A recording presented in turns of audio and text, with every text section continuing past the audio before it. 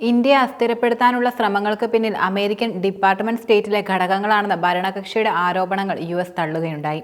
പിന്നാലെ BJPയെ വിമർശിച്ച് മുതിർന്ന കോൺഗ്രസ് നേതാവ് ശശി തരൂർ ആക്രമണ സ്വഭാവമുള്ള നായയുടെ പോലുള്ള പെരുമാറ്റം ഇന്ത്യക്ക് നാണക്കേടാണെന്ന് എക്സിലെ പോസ്റ്റിൽ കുറിക്കുകയും ചെയ്തു.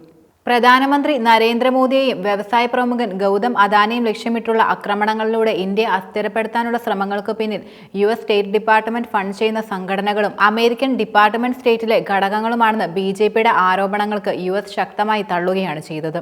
US എംബസിയിലെ ഒരു വക്താവ് ആരോപണങ്ങളെ നിരാശാജനകമാണെന്ന് വിശേഷിപ്പിക്കുകയും US സർക്കാർ ലോകമെമ്പാടുമുള്ള മാധ്യമ സ്വാതന്ത്ര്യത്തിന്റെ ചാമ്പ്യനാണെന്ന് വെളിപ്പെടുത്തുകയും ചെയ്യുകയുണ്ടായി. ഇന്ത്യയുടെ പ്രതിച്ഛായ തകർക്കാൻ US ഡിപ്പാർട്ട്മെന്റ് സ്റ്റേറ്റ് മീഡിയ പോർട്ടലായ ഓർഗനൈസ്ഡ് ക്രൈം ആൻഡ് കറപ്ഷൻ ഡിപ്പാർട്ട്മെന്റിന്റെ പ്രൊജക്ടുമായും കോൺഗ്രസ് നേതാവ് രാഹുൽ ഗാന്ധിയുമായും ഒത്തുകളിച്ചുവെന്നായിരുന്നു BJP ഉയർത്തിയ പ്രധാന ആരോപണം. യഥാർത്ഥത്തിൽ BJP ജനാധിപത്യമോ നയതന്ത്രമോ മനസ്സിലാക്കുന്നില്ലെന്ന് വ്യക്തമാണ്.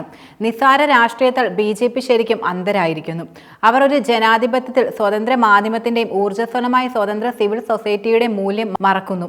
പ്രധാന വിദേശ രാജ്യങ്ങളുമായുള്ള നല്ല ബന്ധം നിലനിർത്തുന്നതിൽ ഒരു ഭരണകക്ഷിയുടെ ഉത്തരവാദിത്തങ്ങളെ അവഗണിക്കുകയാണ് ചെയ്യുന്നത്. ആക്രമണ സ്വഭാവമുള്ള നായയുടെ പെരുമാറ്റം ഇന്ത്യക്ക് നാണക്കേടാണെന്ന് മുൻ വിദേശകാര്യ സഹമന്ത്രിയായ തരൂർ എക്സിലെ പോസ്റ്റിൽ ശക്തമായി വിമർശിക്കുകയുണ്ടായി.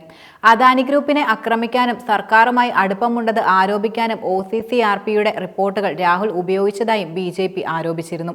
ജോർജ് സൊറോസ്, റോക്ക്ഫെല്ലർ ഫൗണ്ടേഷൻ തുടങ്ങിയ മറ്റ് ഡിപ്പാർട്ട്മെന്റ് സ്റ്റേറ്റ് വ്യക്തികൾക്കൊപ്പം US സ്റ്റേറ്റ് ഡിപ്പാർട്ട്മെന്റിന്റെ USAID ആണ് OCCRPക്ക് ധനസഹായം നൽകുന്നതിന് ഒരു ഫ്രഞ്ച് മാധ്യമ റിപ്പോർട്ടിനെ പരാമർശിച്ചുകൊണ്ടായിരുന്നു BJP അവരുടെ ആരോപണം ഉന്നയിച്ചത്.